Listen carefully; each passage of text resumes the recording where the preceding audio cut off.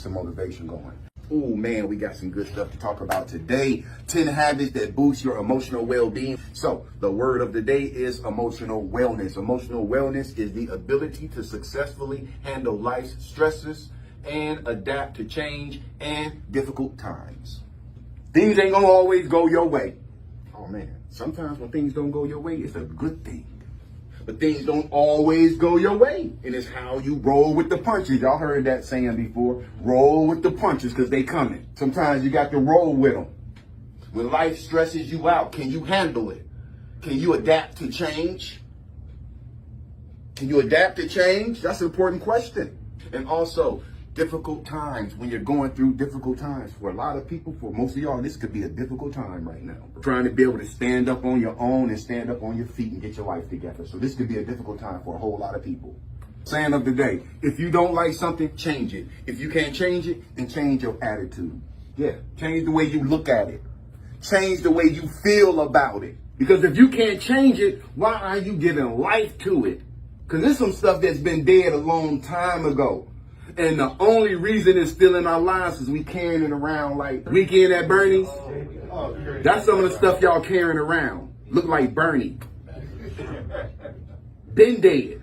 Only reason it's still around because you keep breathing life into it. You breathe life into a situation every time you bring it up and complain about it again.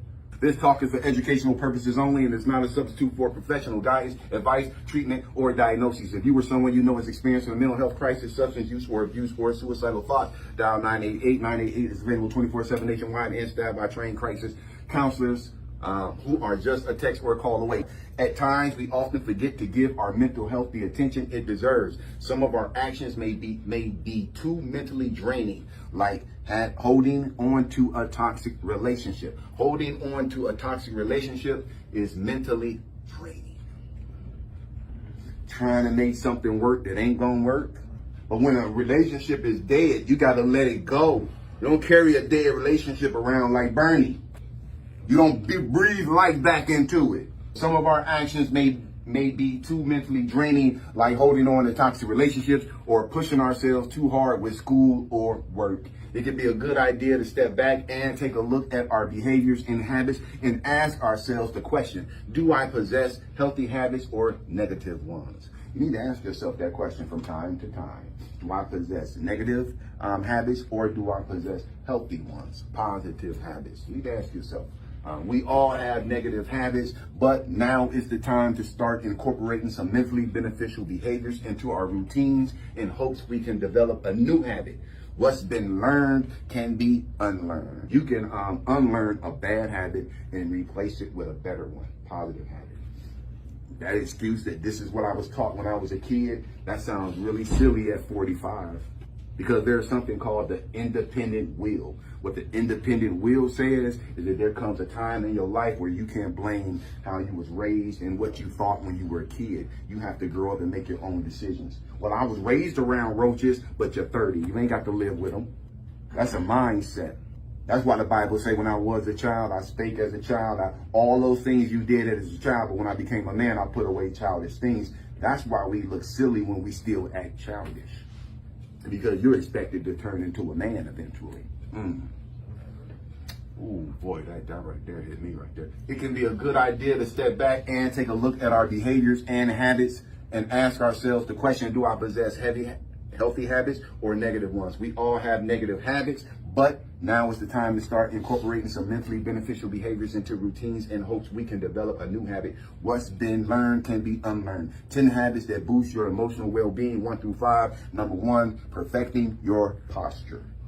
How you sit and how you stand affects your well-being. If you're slunched over, if you're slouched in your seat, it's a lot of negative things that comes with that. Having an upright posture is not only seen as generally more attractive, but has emotionally positive effects as well. Upright posture can have a positive effect and reduce your fatigue. By sitting down, sitting like that, that's going to make you more tired. Slouching is going to make you more tired. And when people see you, they're not going to take you serious as someone who's, oh, we ready. This is ready. Oh, your body language says more about you than before you even open up your mouth. People pick up on stuff before you even open your mouth. People can look at you when you walk into the building. They watching you when you walk into the building. Number 2, learn to acknowledge what you're feeling. What we're saying is don't be suppressing your feelings. Don't be suppressing your anger. Don't be suppressing your sadness. A lot of times when we get angry or we get sad and we don't know how to deal with them kind of emotions, we go get drunk. So we don't have to deal with them. Or we go get high. Because then we don't have to deal with all of those negative emotions. But when you come off of that drunk and you come off of that high, you feel worse because you're not dealing with the issues. Because the only thing that's going to make the issues go away is addressing them face on. You can't hide from nothing. And you definitely can't hide from yourself. You can look in that mirror and look at your chin and look at your ears all you want to, but eventually you got to look in them eyes. Learn to acknowledge what you're feeling. While it may seem convenient to ignore that sadness or anger, but in the long run is what we're talking about. But in the long run, suppressing your emotions can actually do more harm than good. Just because you consciously suppress your emotions does not mean they go away. Instead, they build up. See the problem with that? You just stacking BS on top of BS and you think it's gone. Until you blow up on somebody over something little. Yeah. People don't blow up on people over little things because it was the little thing. That little thing was the little feather that landed on that brick and made the difference. It was a breaking point. Yeah. You should instead express emotions such as sadness, anger, or anxiety to someone you trust. That's important. If you're going to talk about your emotions, talk to them to somebody you trust. And somebody who will listen. And somebody who will help you process that stuff. Not somebody who just want the tea. Not somebody who just want to hear the dip so they can use your information to exploit you with it later. Just imagine what could happen if you don't allow yourself to release an emotion like anger and instead let it build up. This is what happens. Anger has been linked to obesity. Anger has been linked to low self-esteem. Anger has been linked to migraines. Built up anger has been linked to drug and alcohol addiction. Built up anger has been linked to depression, poor sexual performance, increased heart attack risk, lower quality relationships, higher probability of abusing others emotionally or physically or both, higher blood pressure, risk of stroke. Anger also can lead to insomnia, anxiety, low self-esteem, mental or brain fog, to name a few. And this is just anger. That's just anger building up. We ain't even talking about sadness. There are mental and physical problems that can arise from any suppression of emotion, because when these emotions build up, they will eventually rise to the surface and explode out of you like a volcano. 10 habits that boost your emotional well-being, 1 through 5. Number 3, get enough sleep. Couple guys in here deal with that insomnia. Yeah. Number 1, you need to go to bed early. Also, what you need to do is kill social media and TV. Also, don't drink energy drinks before you go to bed, or at least 5 hours before you plan on going to bed. Don't be drinking no coffee before you plan on going to bed. And you wondering why you up and your legs moving around, restless legs in the bed, and you keep turning and don't like. That's that coffee. Because you wired right now. But you're trying to relax. Your body is like, hell, nah, this caffeine. You know what I'm saying? You can't do that before you go to bed. So if you want to get better sleep, go to bed earlier. Turn off the TV and social media before you go to bed. All those things. Sleep is vital to your mental health and emotional well-being. Sleep helps. Ain't that deep? Yes, sir. Ain't that deep? Sleep is vital to your mental health and emotional well-being. Sleep helps repair and renew all cells in our bodies. Sleep helps repair and renew all the cells in our bodies. If you're not getting sleep, your body is not repairing itself. And then you're waking up the next day using it. And then you're not getting enough sleep the following day. And then you're waking up and using it to its full capacity again. Half charge. Abusing your body. Every time we lay down, we wash away any toxins that can build up throughout the day. With enough sleep, we can have quicker reflexes, more mental clarity, and simply feel better. 10 habits that boost your emotional well-being, 1 through 5. Number 4, exercise regularly. Y'all at the age, y'all need to be exercising. If you're not exercising, you're cheating yourself. You're cheating yourself if you're not exercising. Your body been good to you. The least you can do is exercise it. Exercise regularly. The benefits of exercise can start to present themselves if we fit in enough regular exercise each month. Our bodies release specific endorphins that relieve stress and boost our mood while we exercise. So it can be a valuable tool when you're feeling anxious or depressed. If you're anxious or you're depressed, start exercising. I'm telling you, man, you start seeing your stomach pop, pop, pop, chest, pip, pip. You keep doing it, it'll happen. You be consistent and it'll happen. You'll start losing weight. You start getting some compliments from the women. Even if you just walking, man, or ride your bike. So it can be a valuable tool when you're feeling anxious or depressed. I know it can feel difficult to even get out of bed when we're feeling sad or anxious about our day. But if you can find the will to push yourself, even literally out of the bed, that's a great step towards feeling better. So even if you got a hard time getting out of bed, your challenge may be to force yourself out the bed. 10 habits that boost your emotional well-being, 1 through 5. And the final one for today, at least, make socialization part of the routine. You got to socialize, man. You can't block yourself off from the world or you will become depressed. I'm going to challenge everybody in this room today, man. All of y'all getting the challenge today. Now, whether you do it, that's up to you. I don't know. But if you do, you'll feel better. I challenge everybody in here to call somebody you have not spoken to for years. Somebody who you love, respect, and appreciate, and call them today and tell them that you love them. You ain't asking for nothing. You ain't finna complain about nothing. We're not gonna have no pity party. We just gonna call them up on the phone today, and when they answer that phone and we get a conversation going, we're gonna say, I wanna let you know I love you. And man, see how you feel after you do that today. See how you feel. See what kind of response you get from them. You ain't even got to stay on the phone with them. Never too late, man. If you get an opportunity today, man, tell somebody you love them. When we are distracted or busy, we can forget to socialize with the ones we love. Whether we have friends or not, it's best to get out and practice a bit of socialization. Social connections help protect health and lengthen life. You know they say that people who are married live longer than single people. Scientists are finding that our links to others can have powerful effects on our health, both emotionally and physically. We can't do this life on our own. And you know what? There are people who love us that if we reach out to them, because sometimes it's just a misunderstanding, and time can heal a whole lot. 10 habits that boost your emotional well-being, 1 through 5. We said that number 1 was perfecting your posture. Also, number 2, learn to acknowledge what you are feeling. Number 3, get enough sleep at night. Number 4, exercise regularly. And number 5, make socialization part of the routine. Good talk. Appreciate it. You said when you read, you said if something hit you, you had a. Yeah, it did. When we was talking with one of with the Alcoholic Anonymous guys, yeah, he made a statement that stuck with me, and he said it was time for me to get uncomfortable and do what I need.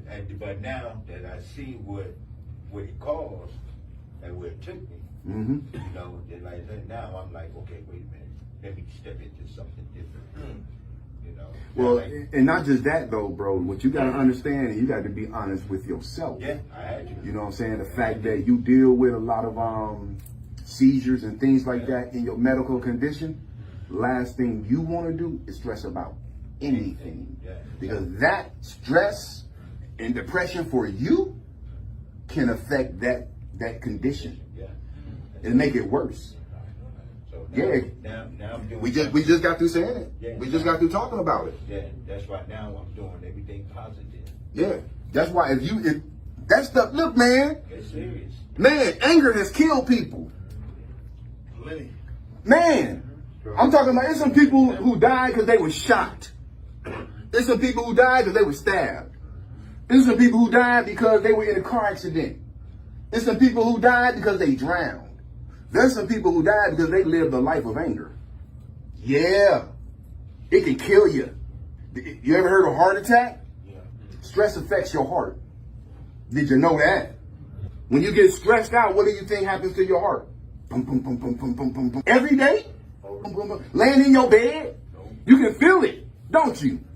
When you stress or anxiety kick in. You doing this to your heart? All day, every day? Chris do it too. Yeah? Filthy, filthy, filthy. Ain't nobody asked you to It's I was wondering where he was going with that. Right. I was wondering where he was going with that. Right. It sounded personal. I'm like 10 habits that boost your emotional well-being. 6 through 10. Number 6, think before you act. We all been told that when we were kids. How would that be important? Because sometimes we think something and then we act on it and then we find out later it wasn't that.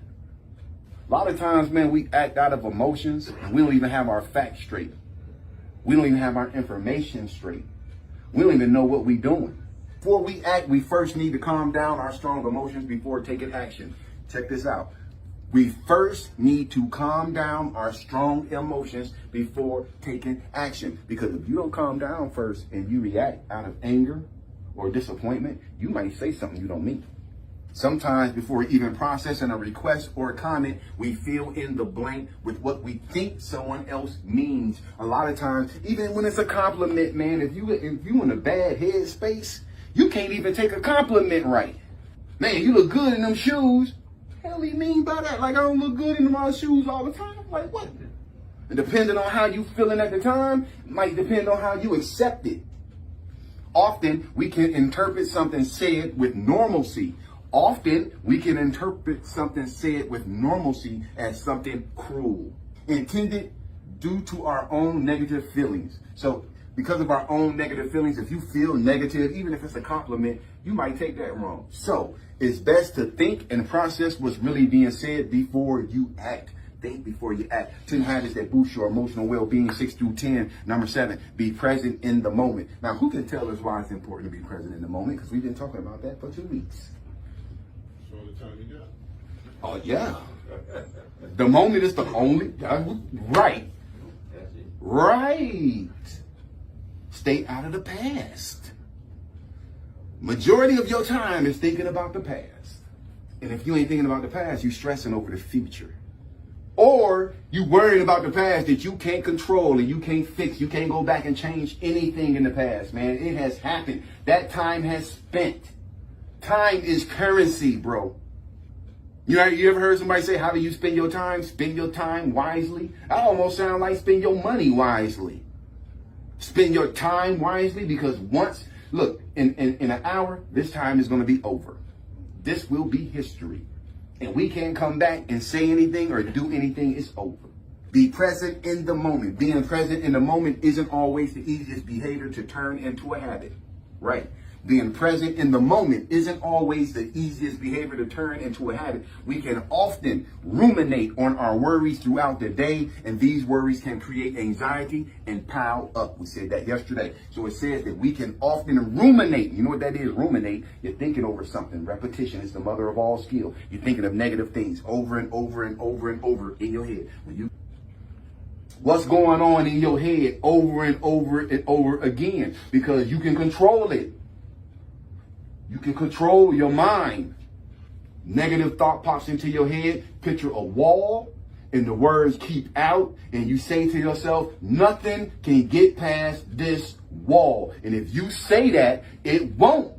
And if it doesn't work the first time, repetition is the mother of all skill. And it probably won't work the first time because you've been ruminating for so long that ruminating feels normal. You thinking it's therapy. Let me go on back here and think about my bad times. You going off to do it, man. And you think it's therapy. Let me go get my dose of bad thinking right now. And you hurting yourself, depressing yourself. You bringing yourself down. You terrorizing yourself. You a terrorist. Seriously, you are a terrorist. You terrifying yourself. Because it's your choice whether you want to have a bad thought or a happy thought. I'm standing here, man, when y'all know I just talked to y'all about loss yesterday. And I'm still standing here giving this presentation. You see what I'm saying? It's about how you want to approach your life and how you want to approach the day, man. Is the glass half empty or is it half full? It's up to you what you look at. Instead, try focusing on one task at a time, because if you got a lot of stuff to do, if you think about all the stuff you got to do, you're going to get overwhelmed. And you don't accomplish nothing trying to do everything. The only way you can accomplish stuff is doing one thing at a time. Focusing on his driving. I won't worry about nothing else other than getting that driver license if I was him. That would be my number one goal right now. Getting my license. I would eat, sleep, drink, and breathe that goal. It'd be a year later and you still saying you got to get all that stuff done. You take one thing and knock that out, accomplish that, and know what happens when you accomplish that first? Take a little goal. See, because goals, you got to build them up when you haven't accomplished goals in a while. You need a success. You need a little success. I don't care what it is. Anything, you need a little success, because little success is going to give you a little bit more confidence. And then you go on to the next goal and you accomplish that and you get some more confidence. 10 habits that boost your emotional well-being. Take breaks and practice self-care.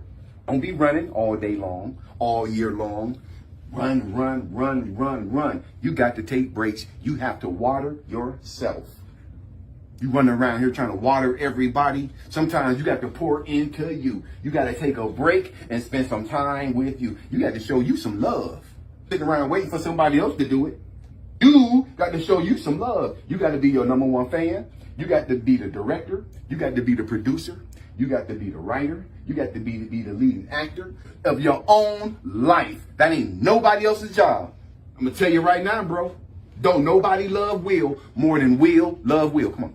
You have to be your number one fan, man.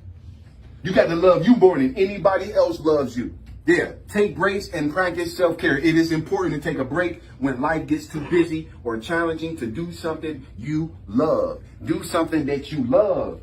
A lot of times in the course of a day, we come up with things that we have to do. What do I have to do today? Sometimes you got to wake up and say, I don't have to do a damn thing today. I'm going to do what I want to do. Take a day off. Look, man, as long as you taking yourself out on a date and you showing yourself some love, you will be able to have the capacity to show other people love.